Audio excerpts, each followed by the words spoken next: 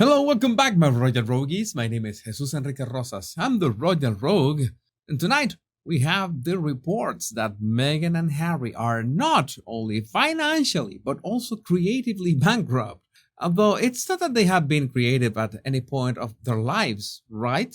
But the case is this: they are being accused of ripping off an idea for their next Netflix project. And in case you are not aware, Megan is trying to get a prequel to a Charles Dickens book running with Netflix. And as for me, I'm willing to give Megan a chance. Maybe she will finally prove herself taking on Dickens. But it so happens that this project, this prequel to the book Great Expectations, has already been done. Well, more or less, because several adaptations have already focused on Miss Havisham's character. According to GB News, the most recent iteration of this was Olivia Colman, who played the part in a series this year. So now I understand why Netflix would be moderately interested in this topic, since the character itself is drawing attention. So they might as well take the free ride, right? Much better if Megan wants to focus on a storyline fighting the patriarchy or whatever is her intention with this production. And that is the first problem, which I addressed in a video a couple days ago. People want to be entertained. We don't want to be lectured in diversity or how to beat the patriarchy. No, that is going to flop. Now, this is interesting and makes a great point about today's troubles with culture.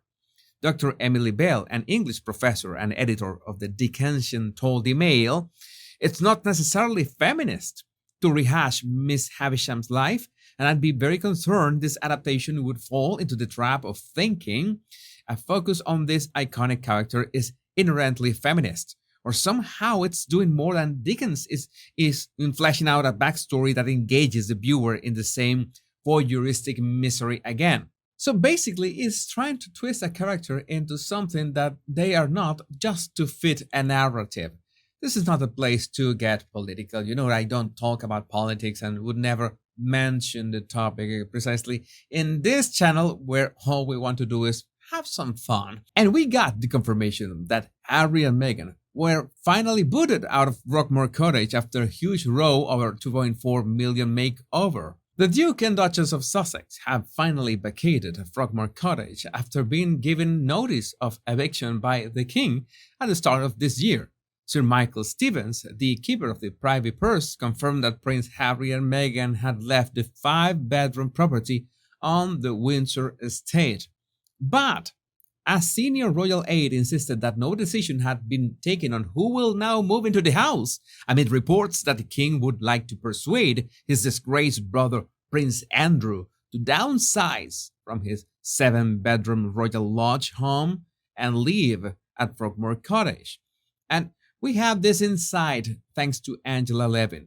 As it is essential to have a permanent residence in the UK, now that Harry has vacated Frogmore Cottage, he can no longer act as a counselor of state, someone who stands in for the monarch if they are abroad, off unwell.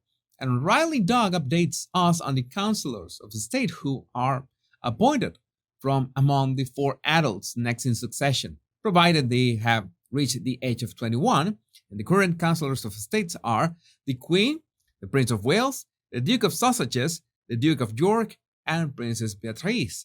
So still no change. And by the way, I have been seeing like a resurgence of people calling out the royal family about their wealth, the jewels they own, the crowns and stuff, and they could literally end world hunger if they just sold some part of that nonsensical treasure they've got.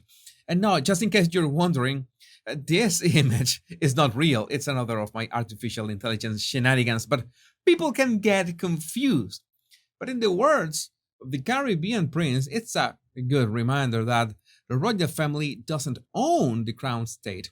They can't sell Buckingham or Kensington Palace, Windsor Castle, or the crown jewels. Ask the government, is it the state that owns them? The royal family are custodians for a period of time. The state is self-funding, paying $300 million to the treasury each year. And I'm sure these kind of confusions are the ones that King Charles has considered in terms of having a smaller group of working royals.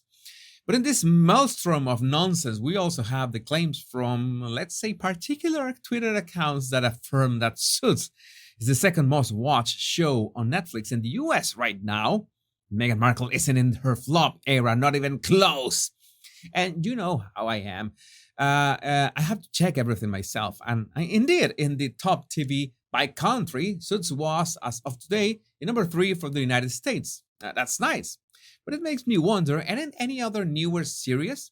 And maybe the answer lies in the fact that things have gone so woke lately that when you have the opportunity to watch those series from a handful of years ago, maybe they did not have all this message in their scripts, and there were simpler times.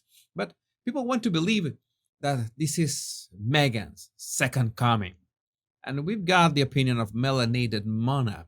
We are all watching for good-looking Harvey Specter and the gorgeous and highly intuitive Donna. No one is interested in the horizontal mambo addicts, the one who lied about his legal qualifications and the coffee girl posing as a paralegal. The story actually revolves around this too. And Omid Scobie, no wait, I'm not gonna give this guy any space. Harry, let's talk about Harry.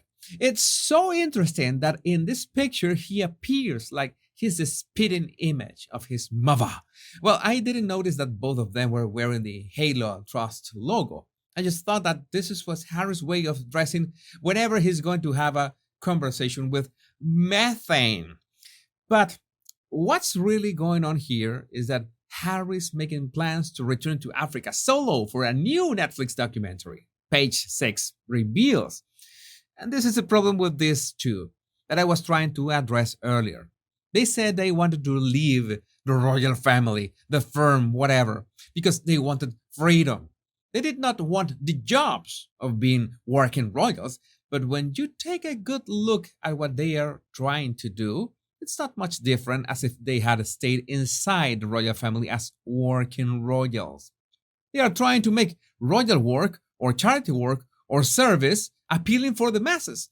Well, that is a bit hard because by definition, service is not entertaining because it's service, it's work. That's why being the royals and being the Kardashians are two different things.